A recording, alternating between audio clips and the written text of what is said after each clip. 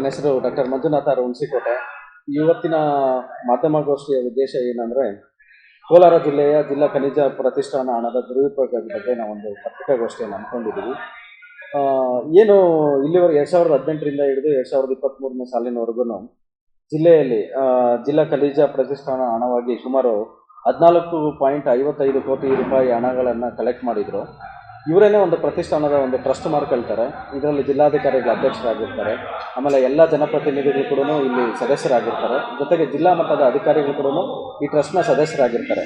ಇವರು ಕೆಲವೊಂದು ನಿಯಮಾವಳಿಗಳನ್ನ ರೂಪಿಸಿಕೊಂಡು ಇದರಲ್ಲಿ ಸಮಿತಿ ಸದಸ್ಯರು ಮತ್ತು ಅಧ್ಯಕ್ಷರು ಇವರೇ ಮಾಡ್ಕೊಳ್ತಾರೆ.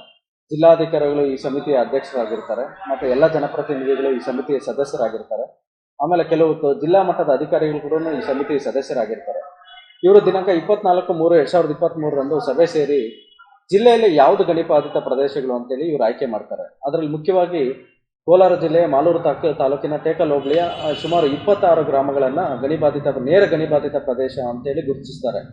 ಅದೇ ರೀತಿ ಕೋಲಾರ ತಾಲೂಕಿನ 14 ಹಳ್ಳಿಗಳನ್ನು ಗಣಿಬಾಧಿತ ಪ್ರದೇಶವೆಂದು ಗುರುತಿಸ್ತಾರೆ.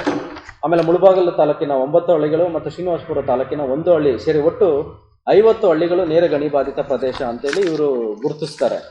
ಆಮೇಲೆ ಈ ಒಟ್ಟು ಹಣದಲ್ಲಿ 60% ಹಣವನ್ನು ಈ ಗಣಿಬಾಧಿತ ಪ್ರದೇಶದಲ್ಲಿ ಖರ್ಚು ಮಾಡಬೇಕು ಅಂತ ಹೇಳ್ತಾರೆ. ಇನ್ನು 40% ಹಣನ ಜಿಲ್ಲೆಯ ಬೇರೆ ಭಾಗಗಳಲ್ಲಿ ಬಳಸ್ಕೋಬೋದು ಅಂತೇಳಿ ಇವರೇ ನಿರ್ಣಯ ಕೈಗೊಳ್ತಿರ್ತಾರೆ.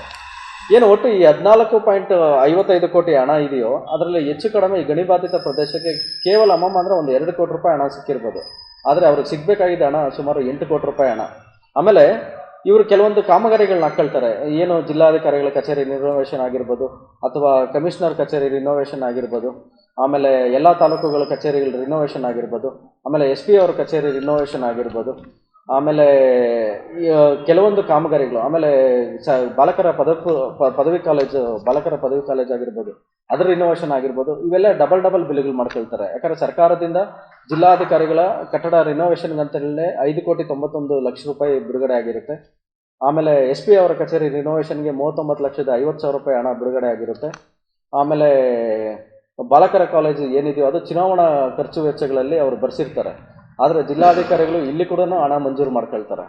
ಜೊತೆಗೆ ಬೆಟ್ಟಳ್ಳಿ ಮತ್ತು ಮಾಕರಳ್ಳಿ ಗ್ರಾಮದ ರಸ್ತೆ ಏನಿತ್ತು ಅದಕ್ಕೆ 2 ಸರಿ ಬಿಲ್ ಮಾಡ್ಕೊಳ್ತಾರೆ. ಸುಮಾರು 55 ಲಕ್ಷ ರೂಪಾಯಿ ವೆಚ್ಚದಲ್ಲಿ 2 ಸರಿ ಬಿಲ್ಗಳು ಮಾಡ್ಕೊಳ್ತಾರೆ.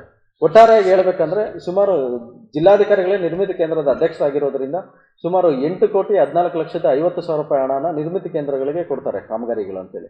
ಆದರೆ ಏನೇನು ಕಾಮಗಾರಿಗಳು ಮಾಡಿದ್ದಾರೆ ಅಥವಾ ಯಾರು ಕಾಮಗಾರಿಗಳು ಮಾಡಿದ್ದಾರೆ ಪ್ರತಿಯೊಂದು ಬಿಲ್ ಕೂಡ ಇವತ್ತು ಜಿಲ್ಲಾ ವೆಬ್ಸೈಟಲ್ಲಿ ಇಲ್ಲಿವರೆಗೂ ಡಿಸ್ಪ್ಲೇ ಆಗಲ್ಲ. ಯಾಕಂದ್ರೆ ನಿಯಮಾವಳಿಗಳು ಹೇಳ್ತವೆ, ಏನು ಪ್ರತಿಯೊಂದು ರೂಪಾಯಿ ಹಣಕ್ಕೂ ನೀವು ಡಿಸ್ಪ್ಲೇನಲ್ಲಿ ಅಂದರೆ ವೆಬ್ಸೈಟಲ್ಲಿ ನೀವು ಡಿಸ್ಪ್ಲೇ ಮಾಡಬೇಕು ಅಂತ ಹೇಳ್ತಾರೆ. ಅಂದರೆ ಸಾರ್ವಜನಿಕರಿಗೆ ಲಭ್ಯವಾಗಬೇಕು ಅಂತ ಹೇಳ್ತಾರೆ.